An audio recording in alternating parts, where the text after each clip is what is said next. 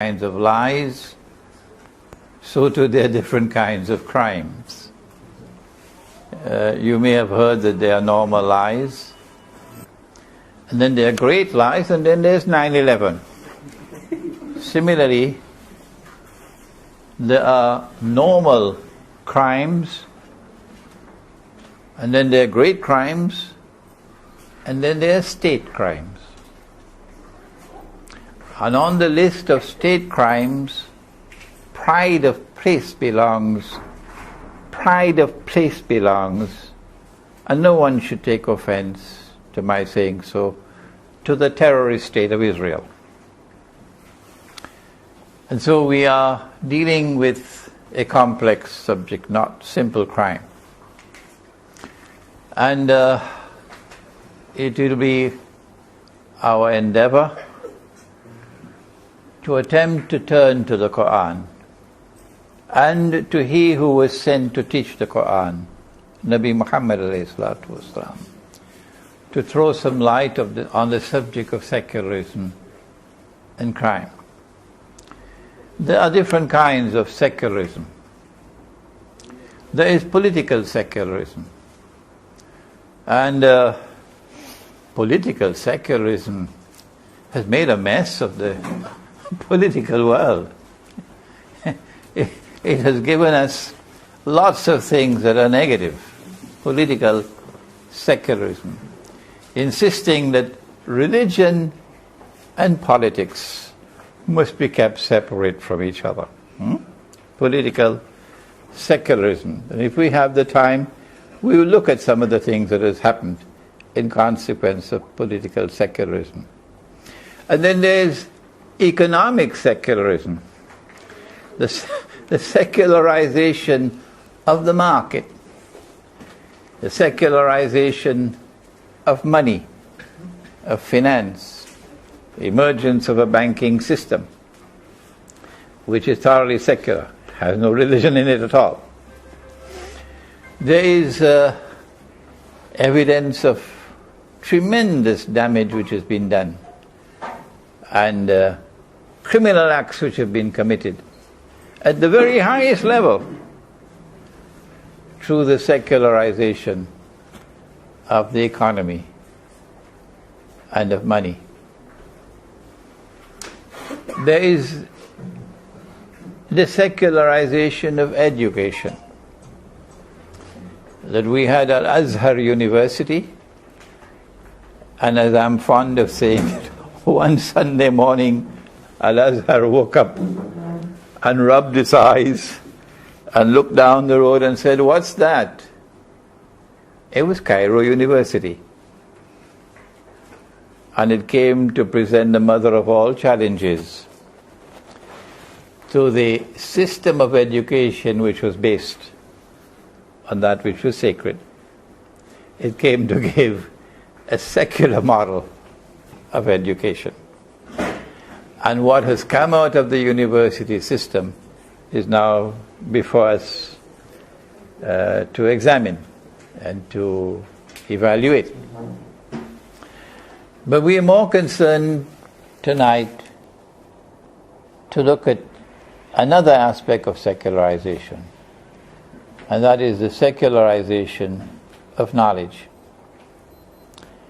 and how the secularization of knowledge, from our perspective, derived from the Quran and the Sunnah, has laid the foundation for a world not only of increasing crime, but a world that seems to be heading to chaos and anarchy, and eventually to the law of the jungle.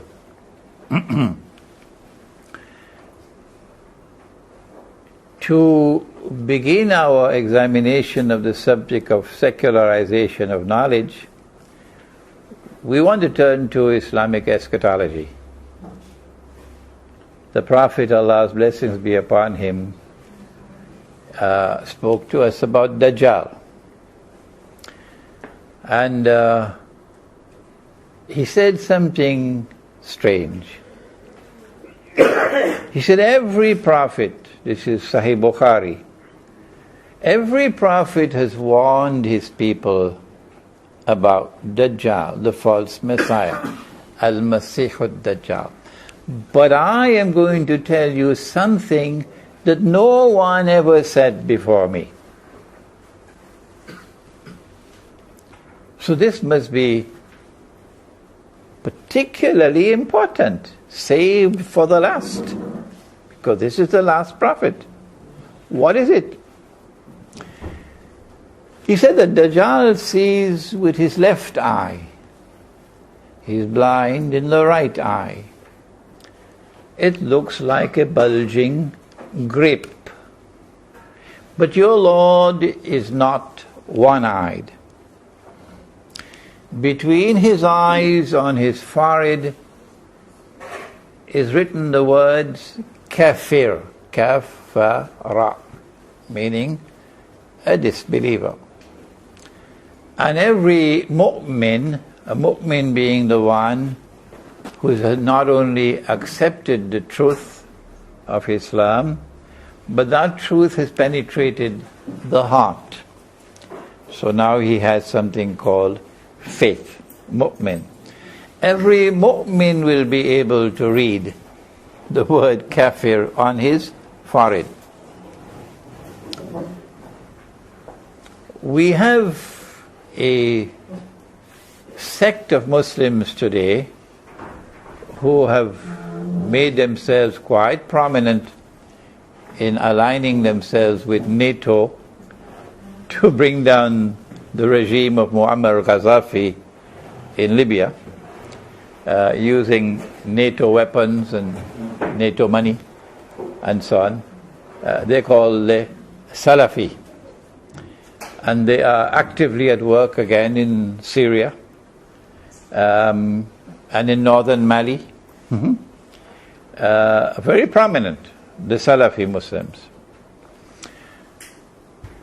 And they have a methodology, and that is that only Allah and His Messenger are authorized to interpret.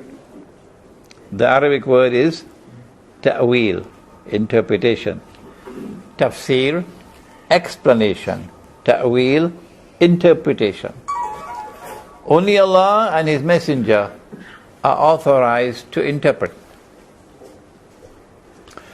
So if the hadith says that Dajjal is going to ride on a donkey, you know the rest.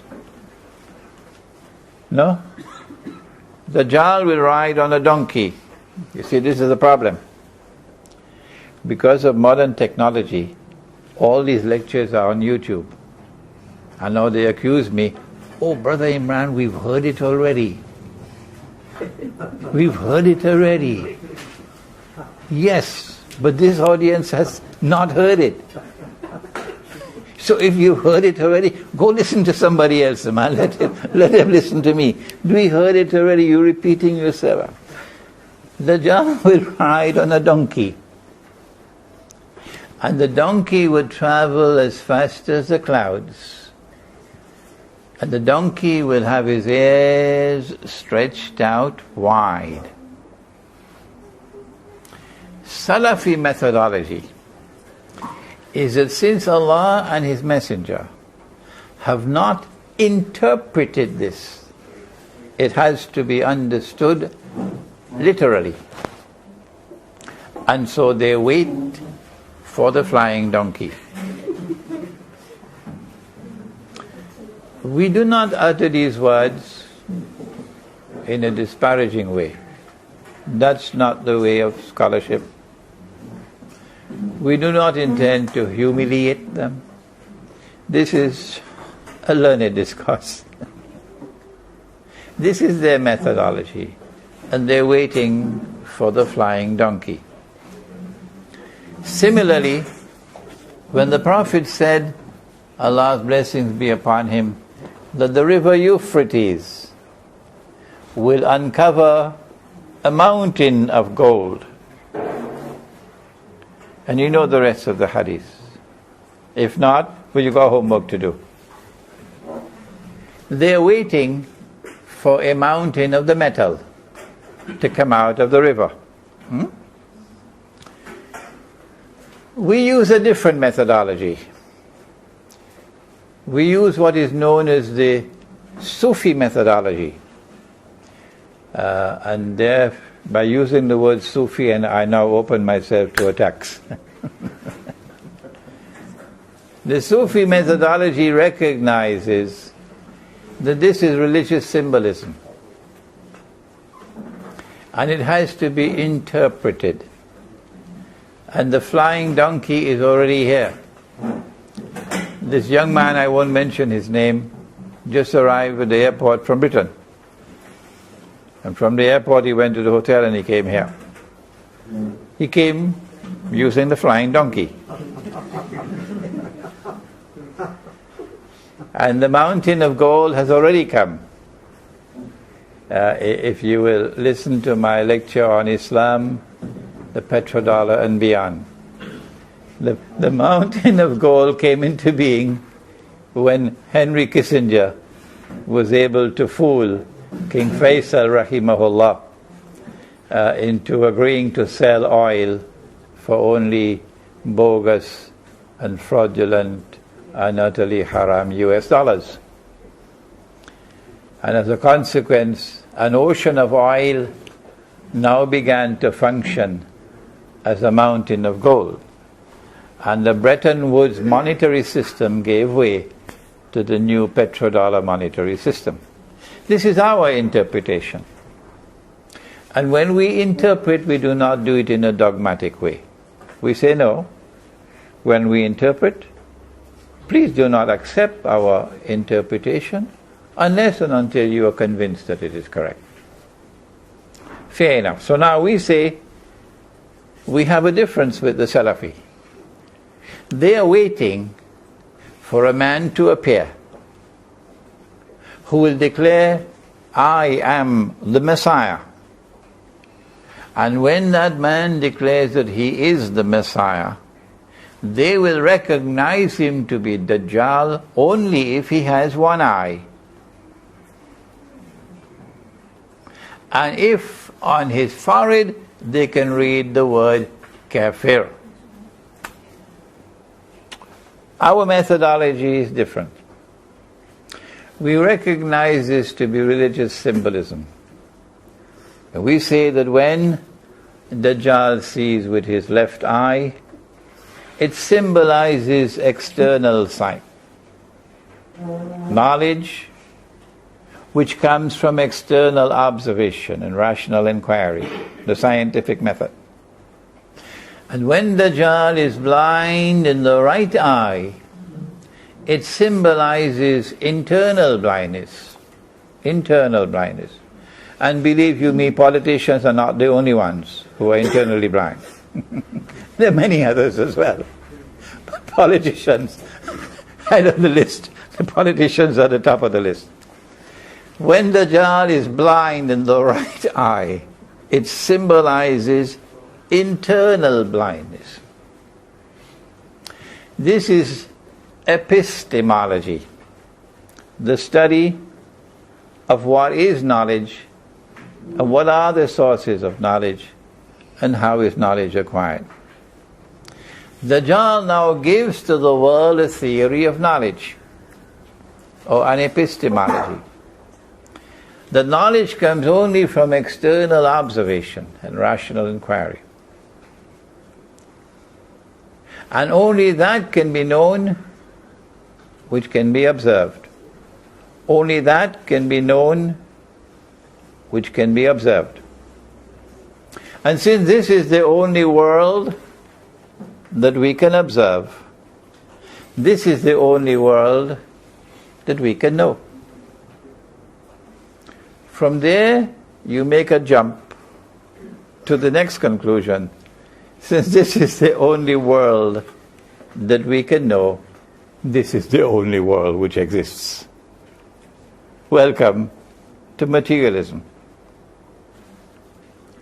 The secularization of knowledge led to the conclusion that knowledge comes only from external observation and rational inquiry. And that in turn led to the conclusion casually accepted, really, that this is the only world which exists, that there is no other world beside this world. And so there is no reality beyond material reality, and that's materialism. This secularization of knowledge is the mother of the whole world of secularism. It denies an unseen world. Al-Ghaib, says the Quran. But that unseen world is so important that Allah begins the Quran with Al-Ghaib. Alif Lam Mim, Ba'da A'udhu Billahi Minash Shaitanir Rajim. Alif Lam Mim, ذلك الكتاب لا ريب فيه هدى للمتقين الذين يؤمنون بالغيب. الذين يؤمنون بالغيب. At the top of the list is faith in that which lies beyond your normal observation. Faith in an unseen world. Today, knowledge which comes from that unseen world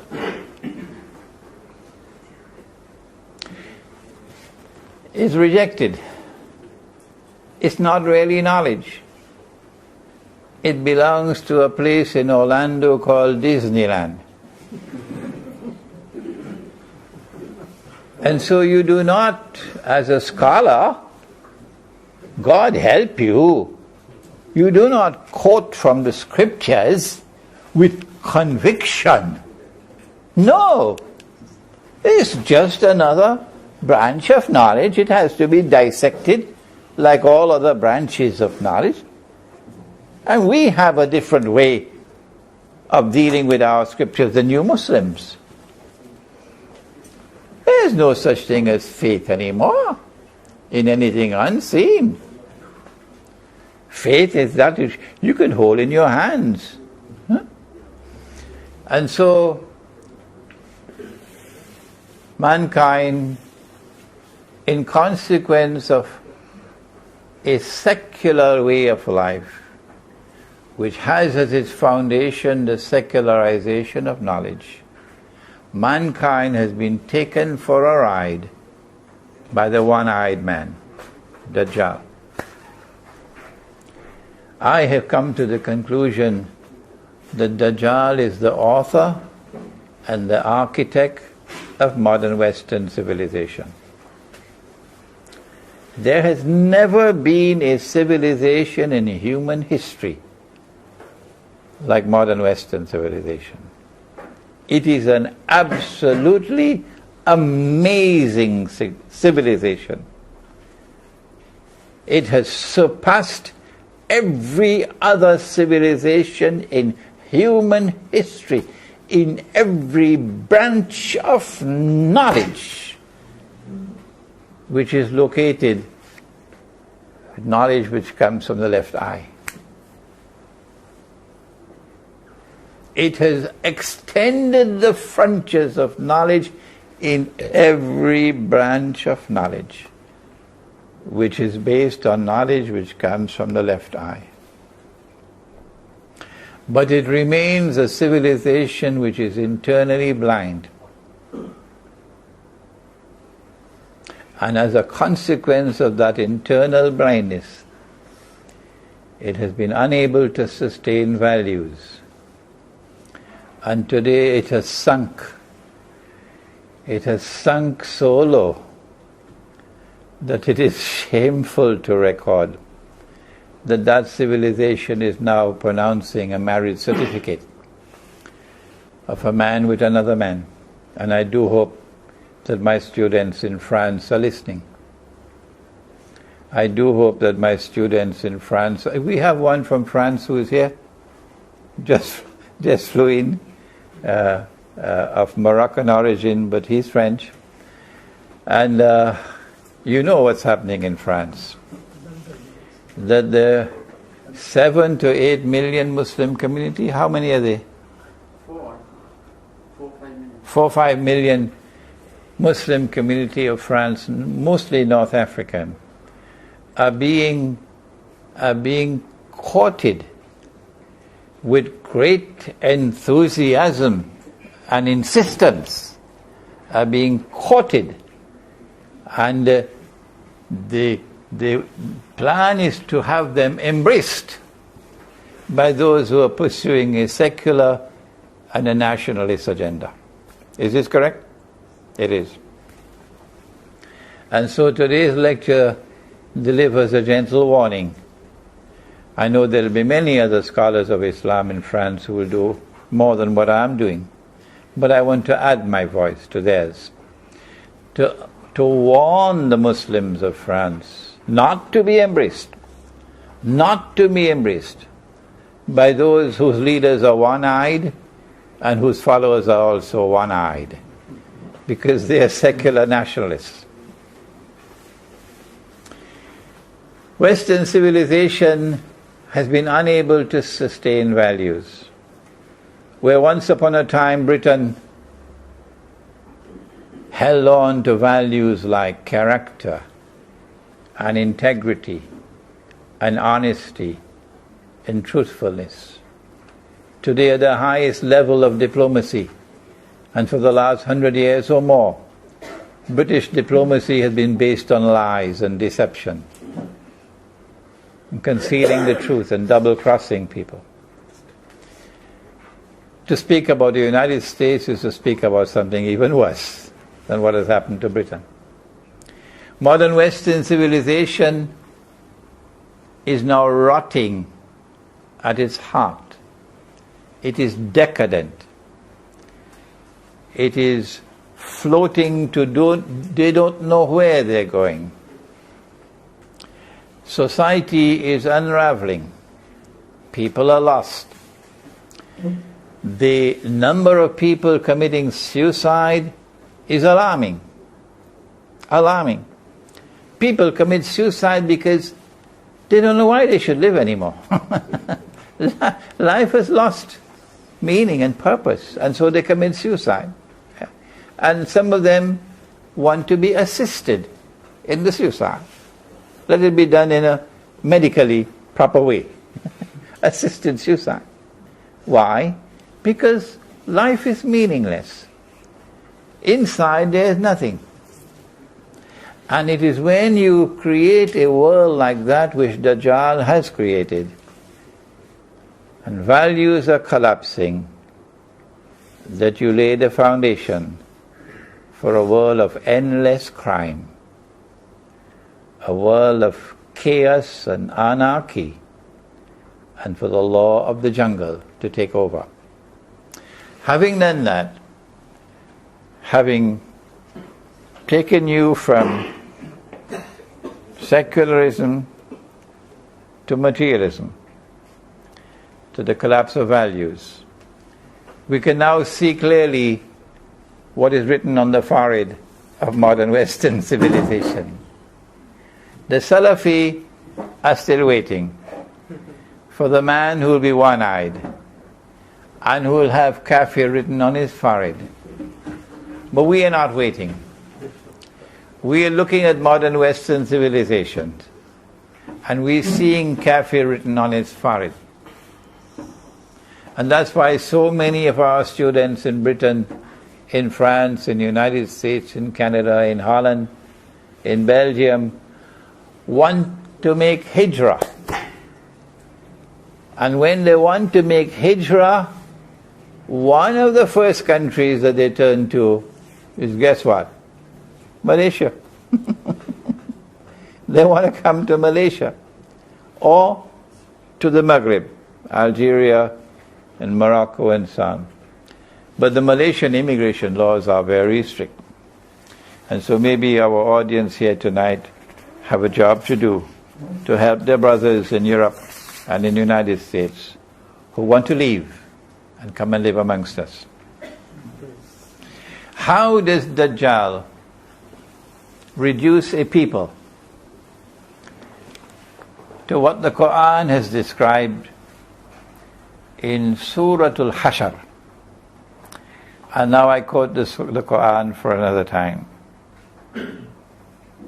Allah says in the Quran, وَلَا تَكُونُوا كَالَّذِينَ نَسُوا اللَّهَ فَأَنْسَاهُمْ أَنفُسَهُمْ أُولَئِكَ هُمُ الْفَاسِقُونَ. And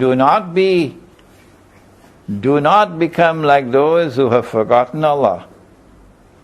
And as a consequence of forgetting Allah, turning away from Allah, secularizing themselves, their lives, turning away from the unseen world, turning away from the world of the sacred, turning away from the angels and the jinn, and from heaven and from hell, and from the prophets and the books, and from Allah, and adopting the materialistic way of life. Do not be like those who have done that, and as a consequence have forgotten their own selves. They have forgotten who they are. They have forgotten what it is to be a human being. They have forgotten what a human values. It is when you are living in the embrace of the sacred that you know about a value called hospitality. No matter how poor the Arab is, no matter what difficulties he may be living in, the Arab wants to excel all other people in hospitality. How do you explain that? It is explained in this way, that values come from Allah. There are no such thing as secular values. No. Secular man makes his own values. And what is good for me may not be good for you. What I consider to be honesty, you may be considering to be something else. And what is considered to be a value today, tomorrow may be ditched. If the Englishmen of 100 years ago would have come back today, and the Frenchmen of 100 years ago would have come back, Charles de Gaulle would have come back today, and hear that France is enacting legislation to allow a man to marry another man, the general will pull out his rifle. The General Charles de Gaulle will be very angry, because the values of his generation have today been ditched. Secularism makes its own values and keeps on changing those values, and they're not being changed by accident. The world is not moving in this direction of increasing godlessness by accident. There is a mastermind. There's a great architect who brought the secular age into being, and who is taking the world in this direction. And it is Islamic eschatology who tells us who he is. He is Dajjal, the false Messiah. He uses certain weapons after he secularized you. I rented an apartment in Gombak. My landlord was Chinese. He kept his apartment very well, meticulously clean. I was so happy to see how this man took care of his apartment. And he left some furniture in the apartment. And it was with some pride that he showed us this huge television set in the sitting room. And then another one, slightly smaller, in the master bedroom. I'm leaving these for you, he said. Can you imagine the horror on his face when we told him we don't want it?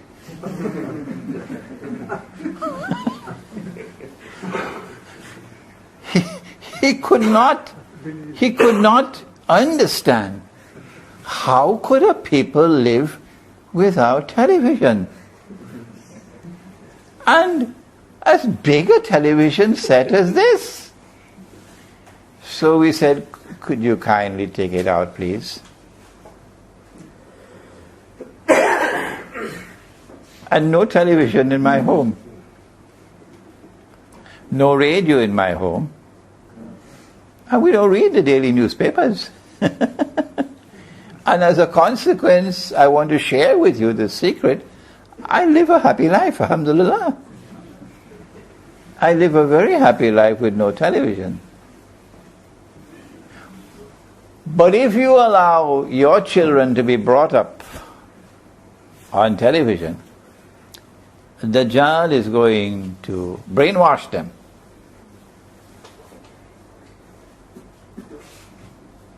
And one of the first things that they will pay as a price, those who constantly watch television, is that you will lose your capacity for clarity of thought.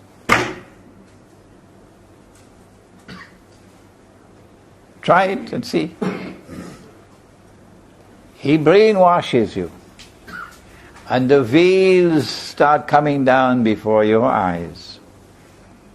No people on the face of the earth today have more veils before their eyes. And I'm not ill-speaking them, because I lived in the United States for 12 years. And I know how many wonderful people there are in that country. I'm not talking only about colored Americans and black Americans. I'm also talking about white Americans who have treated me very well and who have been very good people. But no people on the face of the earth today are more brainwashed. Ask any European and he'll tell you that, than the Americans. And how did Dajjal achieve it? He achieved it with television. With ABC and NBC and CNN and CFF and whatever and whatever and whatever. And American Idol and American Heroes and this and that and the other. And as you are fed every day with this rubbish coming out of television, not only are you brainwashed, not only do you now allow them to do your thinking for you, they're doing it, they're programming you, but you are damaged intellectually. You lose the capacity for clarity of thought. So if you want to study eschatology, if in your heart there's a desire, and I'm speaking to you most of all in France tonight, if in your heart there's this longing to master ilmu akhiruz zaman, remember, you cannot penetrate the subject of the last age. You cannot penetrate it unless you have the capacity to interpret religious symbolism, because it is pregnant with religious symbolism. And you cannot interpret religious symbolism based upon the knowledge you got from a Darul Uloom or from Al-Azhar University or from MIT. No. That clarity of thought comes when the mind has been washed and clean, and when there's nur in the mind. When the Dajjal brainwashes you, now there are going to be some who are going to be annoyed with me, but after the lecture we can be friends, okay? I have a job to do, allow me to do it. I don't mean to offend you. No, I don't mean to offend you, but I have a job to do, let me do it. When the Dajjal has brainwashed you sufficiently, then what he does is, if you look at the photographs of American presidents these last 200 years, from the first one, was it George Washington? First one? And then the second and the third, and Abraham Lincoln and all. Did you notice that there was something on their faces called a beard? Did you notice? Something on the face called a beard? And do you notice that now at the end, in the Bill Clinton and George Bush era, it seems as though the beard seems to have disappeared? Is it by accident? No, it's not by accident. I was invited to lecture at the University of Chicago, and they thought, today we're going to hang him. Today we're going to hang him. And they asked me to speak on the status of women in Islam. And the university came out. Faculty came out and so on to witness the hanging of an Islamic scholar. What could Islam say about the status of women in Islam? Why didn't you choose another topic? So I began my lecture by defining the male and defining the female. And one thing nice about the American people, if you get them in the right mood, you're good for the rest of the lecture. They're very nice people in this respect. I said, well, the Lord Most High put a beard on the face of the male for two reasons. The first, of course, is to distinguish the male from the female from a distance. So you don't have to look at any other part of the body. What's the second reason? Well, I don't know if it's a granted right. And I stopped. I wanted them to eat out of my hands. So they're scratching their head. What is the second reason? And when I had them sufficiently in my hands, I said, this is very simple. Allah put the beard there so babies can play with it. They didn't stop laughing for 5 minutes. And I had no problems for the rest of the evening, except for the Pakistani students.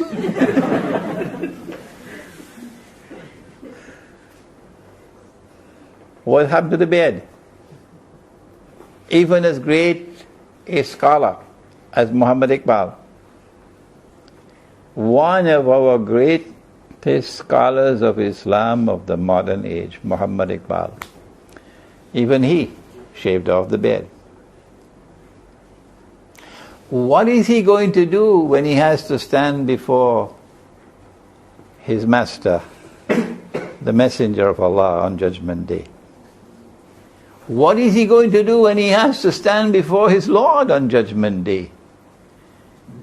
Where are you going to hide your face when you have to stand without a beard? Who took the beard off? The answer is clear. It is Dajjal who has done it. Why did he do it? I know you're going to be angry with me, but we'll be friends afterwards. The Prophet said among the signs of Akhirul Zaman is that women will dress like men. Why would a woman dress like a man? To assume the functional role of men in society. That's why. But he went on to say that men would dress like women.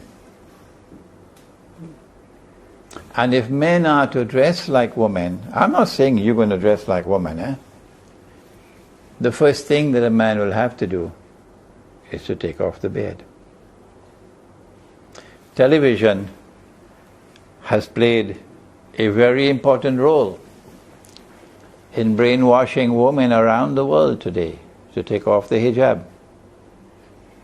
Many marriages are now struggling because your daughter does not want to follow in the footsteps of her mother. No. That's for the birds. This is a new world. This is a new age. We're not going to live like that anymore. This is the age of freedom. This is my body. And I will live the way I choose with my body. So no hijab. Who is the author of that? It's Dajjal. And sometimes, particularly in the shopping malls, you see hijab on top and blue jeans below. And the blue jeans become tighter and tighter, sending a message, a sexual message. And then, because there are some women who don't wear blue jeans, they wear shorts, and they're exposing their bodies, sending a sexual message. And the sexual message belongs to the sexual revolution. And the sexual revolution will culminate with sex as freely available as sunshine. That's the Dajjal. That's the breakdown of values. That's the secularization of gender and of the sexual relations. He does his work meticulously. Television gives them the nice accent. She never went to the United States. No. She was born in KL. She lived all her life in KL. KL means Kuala Lumpur, if you're listening in France. But she speaks with a perfect American accent, better than the Americans themselves. Perfect. Because that is the road to progress. She doesn't want to eat roti canai anymore. It's McDonald's, Kentucky Fry. And you look down upon what was native, what was indigenous, and you're following Dajjal. She uses a special vocabulary. If grandma were to hear her, grandma would be horrified. I don't know what's grandma in Bahasa. Nini. Nini would be horrified. Because Nini knows that you have to respectfully greet people with Assalamu alaikum. But she doesn't do that, this granddaughter. She says hi. She says hi. And to say Assalamu alaikum is backwardness. And to say hi is progress. And she doesn't say Assalamu alaikum for goodbye. No, she says bye and hi. I believe it began with television. Hello? Yes. Dajjal is breaking down the bonds that Allah built for stability of the home and stability of the family and stability of the society. And that stability reduces crime. And so now she does not listen to anyone. This granddaughter of ours, she's a rebel. And not only does she not want to listen to anyone, she doesn't even want to listen to Allah. And she ascribes to herself the authority to interpret the Quran. Allah doesn't say so in the Quran, Allah says so, and she's now interpreting the Quran in what she calls a progressive interpretation, which she got out of the Dajjal tafsir. This defiance of all authority, we were warned about it in Surah Al-Kahf. I don't have the time to ask Jamaluddin where in Surah Al-Kahf, so he got away. In Surah Al-Kahf, where Khidr alayhi salam kills the boy,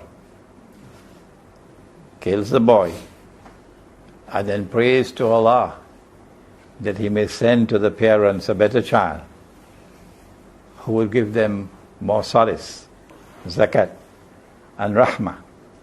Because this boy, if he were allowed to grow up, would destroy the parents' faith. He'd be so rebellious. It is not only in this way that Dajjal unravels the family and unravels society, but before I end, let me take you for a moment into the political world and the economic world. It is not the purpose of this lecture to suggest how we should deal with crime, because the answer is obvious. You have to return to Islam. And returning to Islam means returning to Allah's deen. And returning to Allah's deen means returning to the Sharia. You cannot return to the Sharia without returning to dinar and dirham. So long as you're using this bogus and fraudulent and haram paper money, you're only making jokes with Allah when you're saying you're complying with Sharia. And you and I don't want to be joking around with Allah's deen. So we need not go to this subject. What should we do? Because we know what we have to do. So let us turn to the political system and see how the secularization of politics leads to the unraveling of society, which eventually allows the no man's land to come into being and everybody committing crime.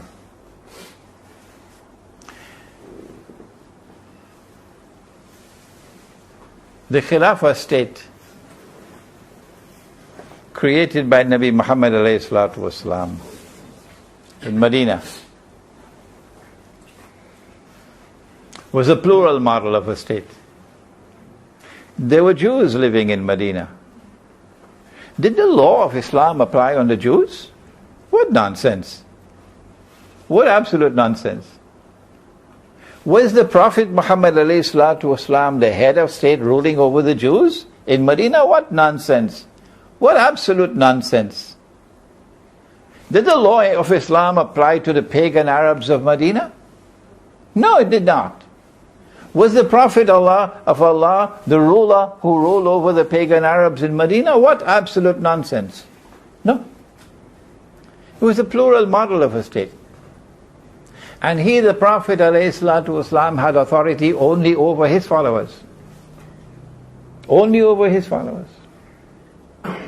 It was only when there was any difference of opinion concerning interpretation of the treaty that he was the final word on interpretation of the treaty. That's all. And they gave that status to him because he negotiated the treaty over 7 long, painstaking months. That's something that President Morsi in Egypt seems to have forgotten about. A plural model of a state, because it was a plural society. Allah did not create us all as one people. He created us as different nations and different tribes. وَجَعَلْنَاكُمْ شُعُوبًا وَقَبَائِلًا. Different nations and different tribes, diversity. And our political model was one which recognized that diversity and preserved it. Why? Because the tribe and tribal relations play an important role in preserving stability of society and maintaining values in the tribe. The tribe will correct a member of the tribe who is going astray. Today it's government who has to do everything. Dajjal came with a political system which is applied helter-skelter all over the world except in Lebanon, because it didn't suit Dajjal in Lebanon. He had some special interest in Lebanon. The political model that he presented for mankind, and which was accepted so casually by scholars of Islam, was one which recognized the individual as the unit of the state, not the tribe, not the group, the individual. And as the individual becomes the unit of the state, the individual votes. One man, one vote, one woman, one vote. Tribe has nothing to do with it anymore. The wise man in the tribe no longer has more weight in his opinion than the little boy. This is thanks to Dajjal. And so now when you have one man, one vote, and the individual being recognized as a unit of the state, this individualism results in the destruction of the tribal bonds. And the tribe no longer can function as a stabilizing agent in society. And so it becomes easier for Dajjal to now destabilize and to bring about the collapse of society. Tomorrow there is anarchy. Not only do tribal bonds break up in the new secular political model, but politics without values is the politics of Satan. So around the world today, you have something called elections. I gather you in Malaysia know something about elections. And in elections there is something called money. And money talks very loudly. Money talks very loudly. Yesterday the Zionists would seek to utilize the door that is open election time by sending in mules, human mules, with suitcases, briefcases filled with USD. One of these mules, who was a Pakistani professor, told me himself, he admitted that I was sent with this briefcase filled with US dollars, and I was not the only one, to influence the elections which led Zulfikar Ali Bhutto to respond the way that he did in rigging the election. But today, they don't have to do that anymore. The new values that they have, the secular values, is that you don't have to send paper money anymore. There's something called electronic money. And the banking system is outside of the control of governments. And so they can flood a country with limitless amount of money. The sky is the limit. And every man has his price. And they can buy and sell like in the market of cattle. And that political system eventually leads to the breakup of society. Political stability is gone. And then you end up with violence.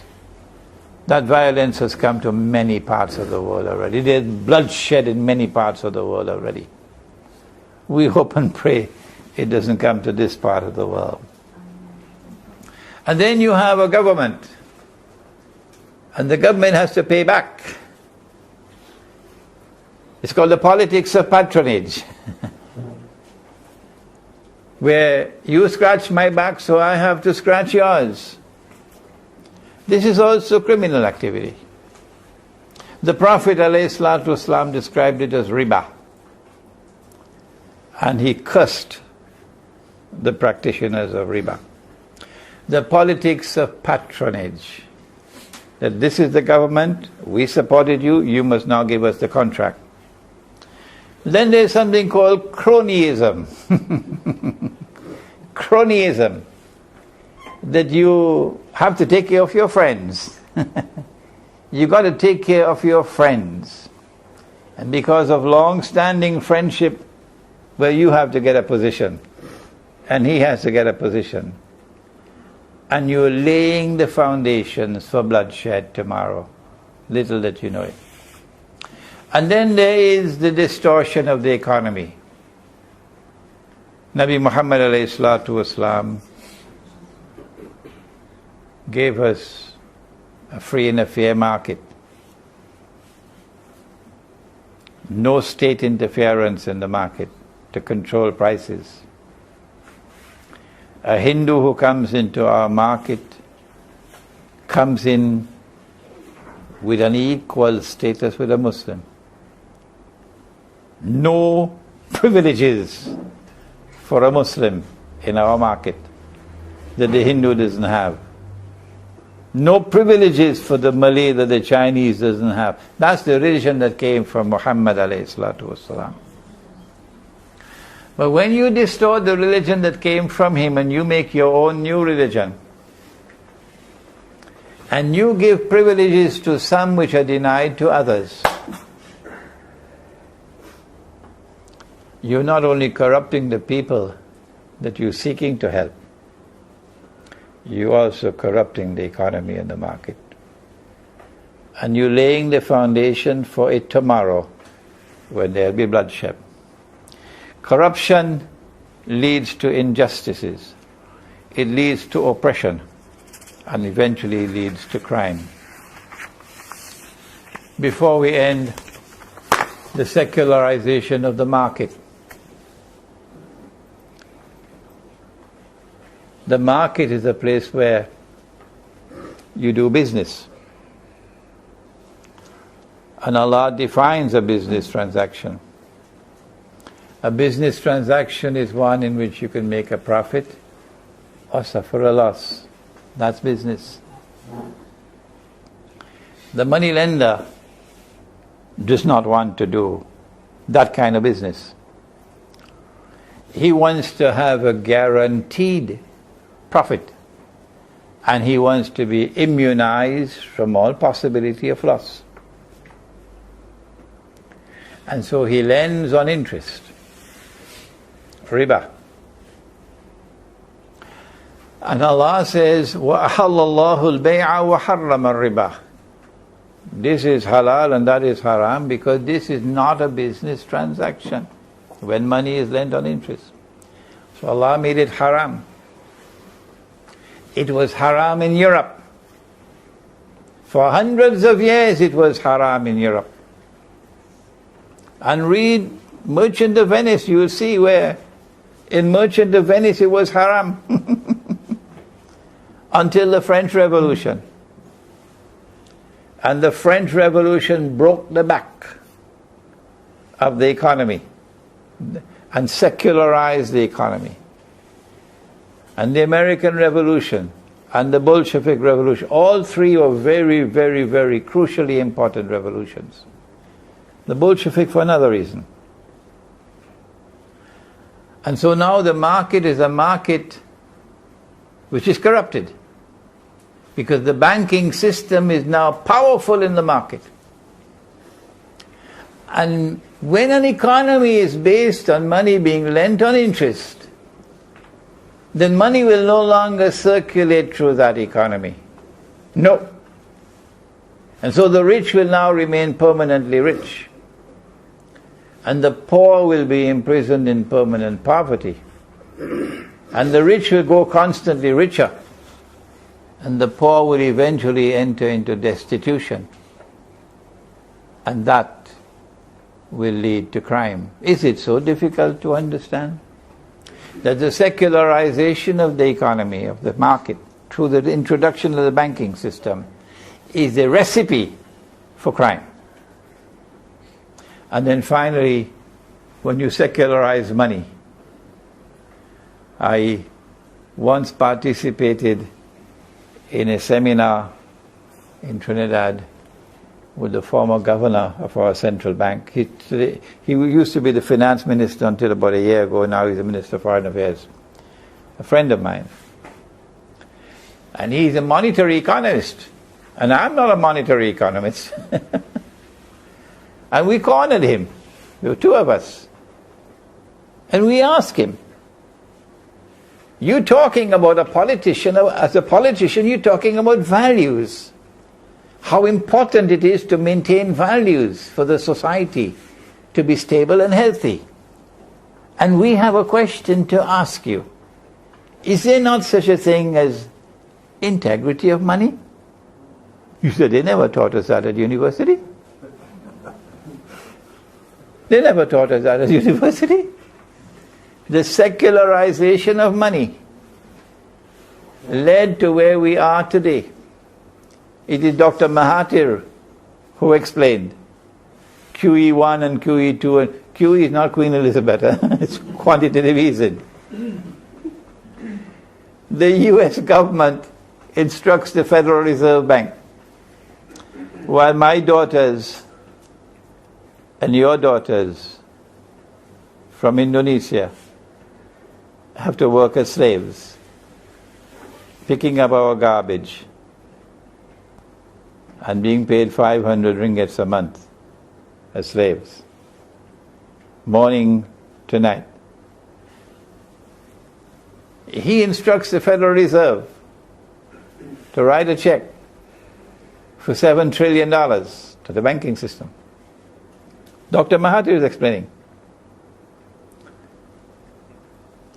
They don't need to print the dollar anymore. They don't need the paper, they don't need the ink, they don't need the printing presses. They don't need the security vehicles and the personnel to protect the money that's being transported here and there.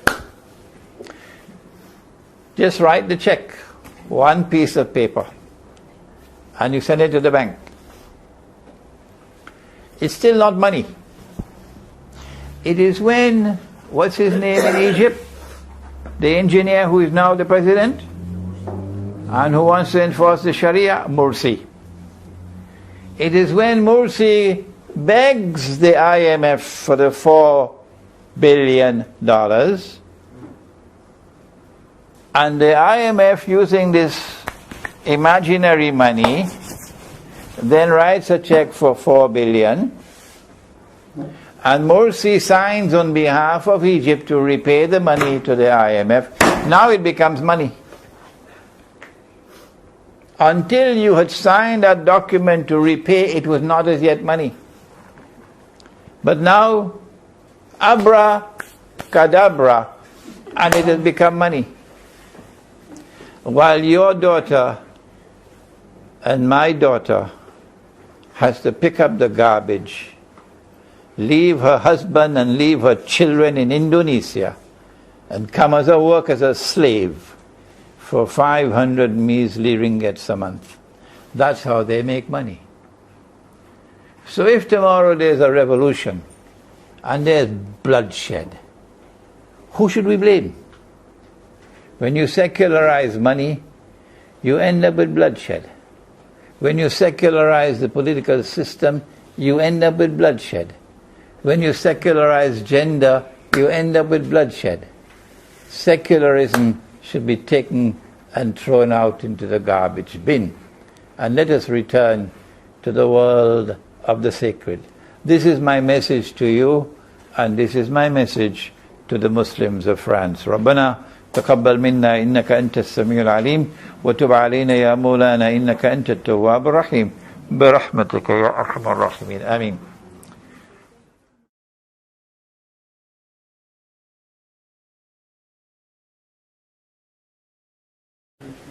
I have consistently refrained from falling into the trap of commenting on other scholars and their opinions.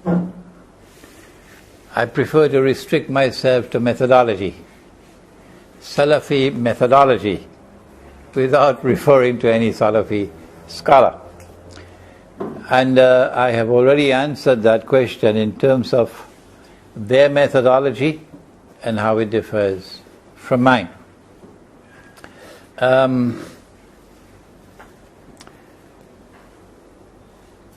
Secondly, my lectures are recorded and they are on YouTube for everybody to examine.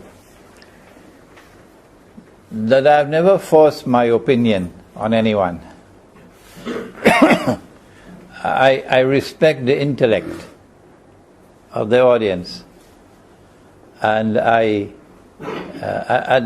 my age I think I can take the liberty of speaking to younger men and hopefully trying to lead the intellect on a road where it will grow.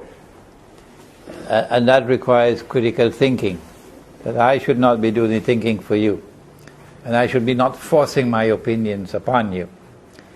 That you should critically assess what I have presented, and only when you are convinced that it is correct, only then should you accept it.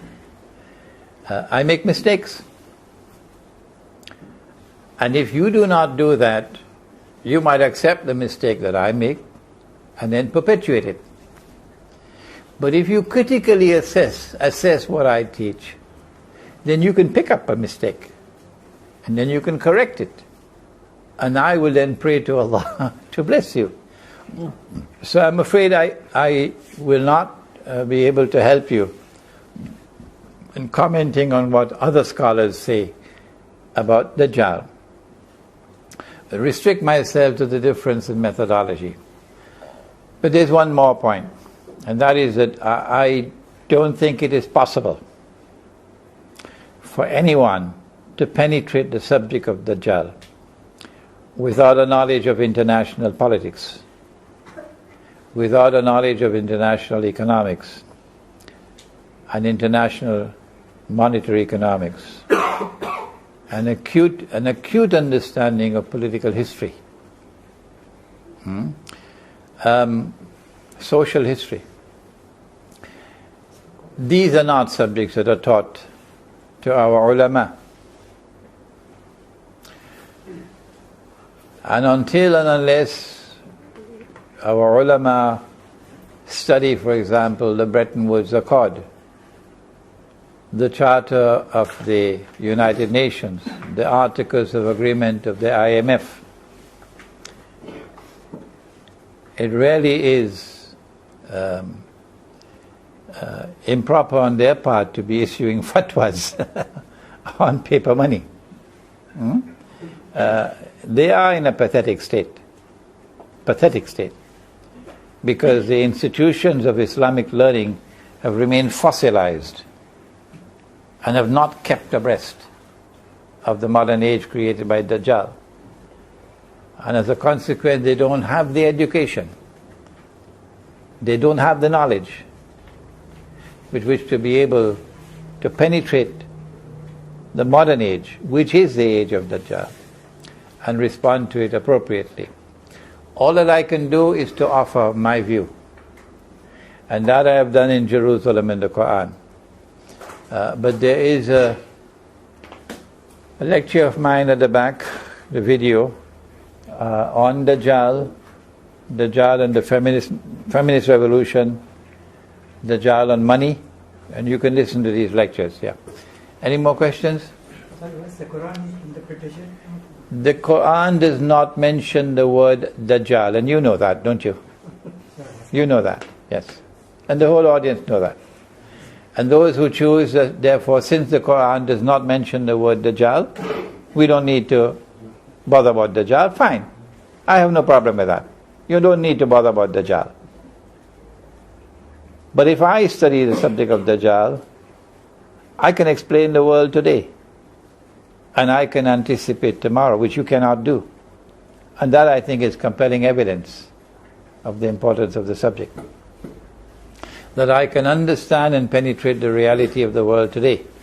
For example, 15, 17 years ago, brother, and the evidence is there in writing, I said that the US dollar is going to collapse, and it must collapse. And that the monetary system based on the US dollar will collapse and will have to be replaced by a new monetary system. I said that in the same way that Pax Americana replaced Pax Britannica, that Pax Judaica will replace Pax Americana. Nobody else ever said that. Nobody else. I'm the only one. If I had not studied Dajjal, I would not be able to say this. But what I have said 15 years ago is correct. Absolutely correct.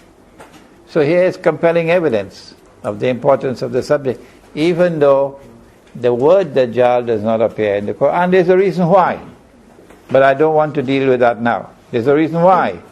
Allah has not used the word Dajjal in the Quran. Any more questions?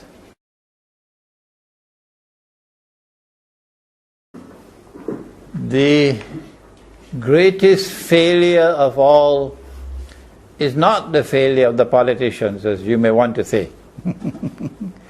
It's not the failure of the bankers, no.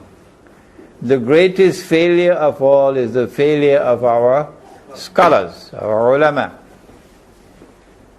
Today an alim has to have this hat and this gown.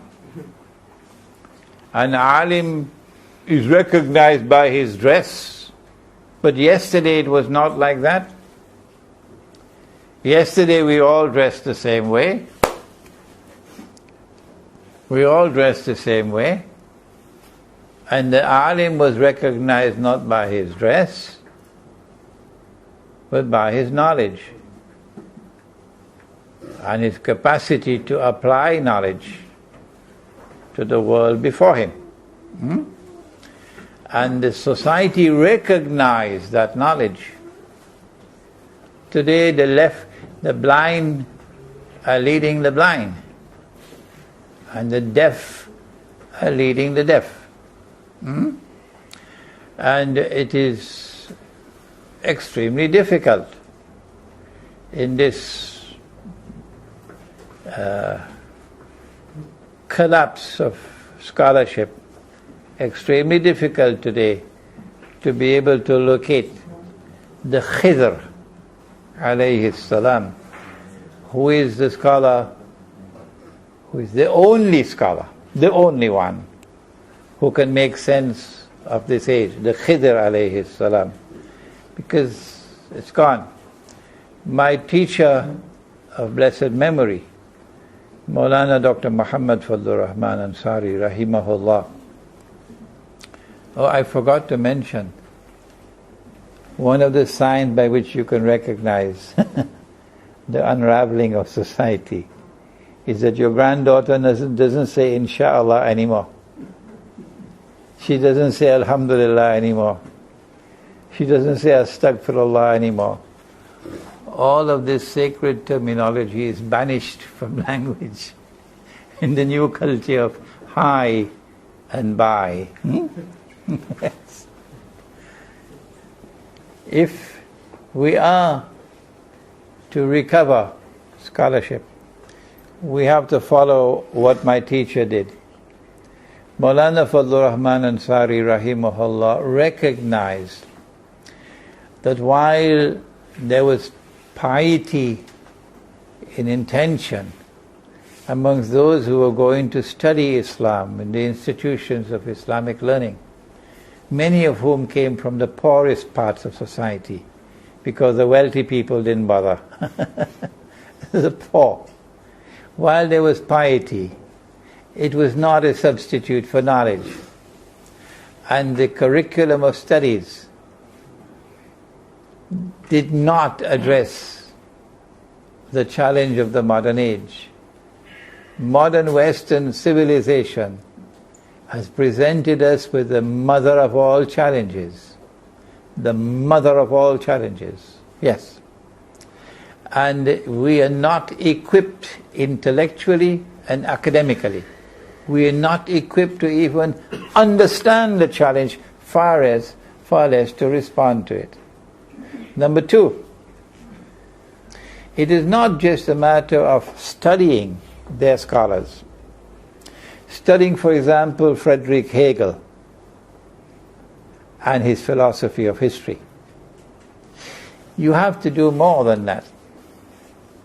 You have to be able to go to the Quran, and then after the Quran go to Nabi Muhammad alayhi salatu wasalam, to derive from the Quran that which will explain and that with which you can respond. That methodology is lacking. We consider the Quran to be a closed book. The books of tafsir have explained the Quran, and there's no more explanation. Here's an example. I was in upstate New York. I was invited to address a gathering about 200 Methodist ministers in upstate New York who were having their annual convention. And for some strange reason they invited me to come and address them. I'm the only Muslim in the gathering of 200 Methodist ministers in the United States. And I gave a talk, and at the end of it, one minister got up. He says, "What a fine talk you've delivered. And you have been so friendly with us. And that's strange. Because here is your book. And the book says," and then he started to read, "don't take the Christians and don't take the Jews as your friends."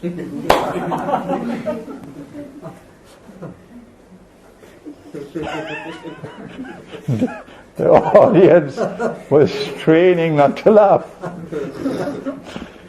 Put me in monkey pants. Don't take the Christians as your friends, says the Book of Allah. And here was I giving this lecture and very friendly with the Christians. The translation was wrong. It took me a long time to understand that. Allah says in Surah Al-Ma'idah, Ya ayyuha alladhina amanu, O you who have faith in Allah, La tattakhidhu al-yahuda wal-nasara awliya. Do not take the Jews and do not take the Christians as your friends and allies. Question. Is Allah speaking about all Jews and all Christians?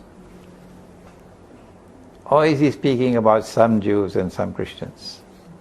Is that a valid question? Well, there you are. He ordered them all to bow down to Adam alayhi salam. فَسَجَدُوا إِلَّا Iblis. They all bow down except Iblis. If we take this verse by itself, in isolation, the Americans say standalone, the implication is that Iblis is an angel. Can't get away from that. Iblis is an angel. That's a wrong methodology. When you go to the whole of the Quran, then you quickly find out that angels don't disobey. No. Angels cannot disobey. But he disobeyed. So he can't be an angel. Allah is teaching a methodology that you do not study any verse of the Quran by itself in isolation. So don't take this verse by itself in isolation. No. Is Allah speaking about all Jews and all Christians? No, He could not. Why? Because elsewhere in the Quran He says, for example, وَلَتَجِدَنَّ أَقْرَبَهُمْ مَوَدَّةً لِلَّذِينَ آمَنُوا الَّذِينَ قَالُوا إِنَّ النَّصَارَى. That you will most certainly find in time to come, and that time is around the corner. Just watch Vladimir Putin. You will most certainly find in time to come that those who will be closest of all in love and friendship to you will be those who say we are Christians. I'm not talking about the Vatican. I'm talking about Eastern Christianity. So it could not be all Christians? No. Well then, which Christians and which Jews? Don't take them as your friends and allies. The answer is there in the words which follow. بَعْدُهُمْ أَوْلِيَاءُ بَعْضٍ. بَعْدُهُمْ أَوْلِيَاءُ بَعْضٍ. Do not take such Jews and such Christians as your friends and allies, who themselves are friends and allies of each other. The Quran is anticipating a time which is to come, when a strange and a mysterious rapprochement will take place between some Christians and some Jews, and a Judeo-Christian friendship and alliance will emerge. The bond, Zionism. These are the Christians and Jews with whom we are prohibited from maintaining friendly ties. You think the governments that rule over us bother about this? They all met in Cairo for the last few days and they all bow down before the Zionists. All of them except Iran. All of them except Iran bow down before the Zionists. So, do not take the Jews and do not take the Christians as your friends and allies. Does not refer to all Jews and all Christians. It refers to those Jews and those Christians who form the Jewish-Christian alliance. And that Jewish-Christian alliance today rules Britain. Britain yesterday was something else. That Jewish-Christian alliance today rules the United States. And because Kennedy stepped out of line, Kennedy paid the price. That Jewish-Christian alliance today wants to rule the world. And one man stands in the way, Vladimir Putin, and the Chinese leader. And so here is an وَمَن يَتَوَلَّهُ مِنْكُمْ فَإِنَّهُ مِنْهُمْ.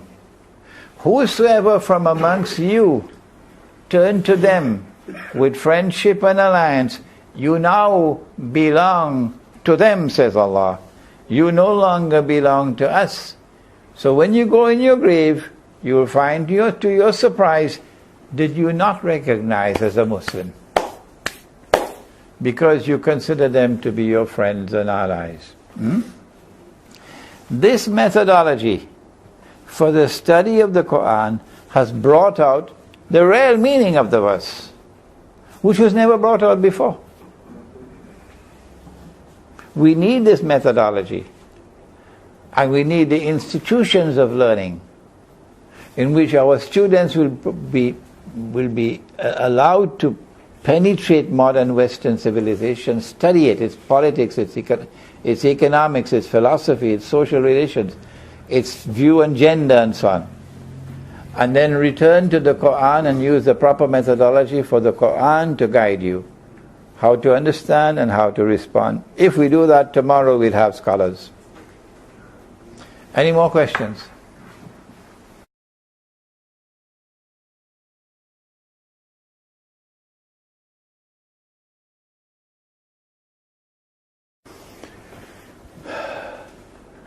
I am not seeing any signs as yet. The day that I find scholars of Islam in Malaysia, for example, who will stand up and in a very learned way analyze the subject of money and recognize the monetary system to be what it is, bogus and fraudulent and haram. Dr. Mahathir has done that. And I'm not speaking in favor of anybody or against anybody. That's not my style. But the man has understood the monetary system. And he's recognized it to be unjust and fraudulent. He has done it at age 80-something, I believe. And he says, I'm not a monetary economist. And the scholars of Islam and the muftis of this country, I don't know if there is anyone, even one, who has done what Dr. Mahathir has done. And these remarks of mine should not be used in part of the politics of this country. I'm not a part of that. No, I'm not a part of that. But if something is factual, I must say it's factual, regardless of consequences. And that's what Dr. Mahathir has done. He has called for the return of the gold dinar. I was speaking to Kelantan for 20-something years. Kelantan never listened to me. No, they never listened to me. I have great respect for Ustaz Nik Aziz. He's a very great man. But he never listened to me. Only when Dr. Mahathir spoke on gold dinar did they start minting dinar and dirham in Kelantan. Is that scholarship? I'm not speaking to offend people. These are facts. So I'm not seeing any signs. When I see signs, it will be scholars of Islam in the world of Islam. Maybe Algeria might start the ball rolling. Because Algeria has something called backbone. Algeria fought the French, and the French have never forgiven them. That's why they're now trying to seek revenge through northern Mali. The target is Algeria. When I see scholars of Islam standing up and analyzing the monetary system in an intelligent way and an accurate way, using the Quran and Sunnah, then I'll say, yes, I can see some sunrise. But at this moment it's only darkness. Any more questions? ربنا تقبل منا إنك أنت السميع العليم وتب علينا يا مولانا إنك أنت التواب الرحيم اللهم أنت السلام ومنك السلام تبارك ربنا وتعاليت يا ذا الجلال والإكرام سمعنا وأطعنا غفرانك ربنا وإليك المصير وصلى الله تعالى على خير خلقه محمد وعلى آله وعلى أصحابه أجمعين برحمتك يا أرحم الراحمين آمين.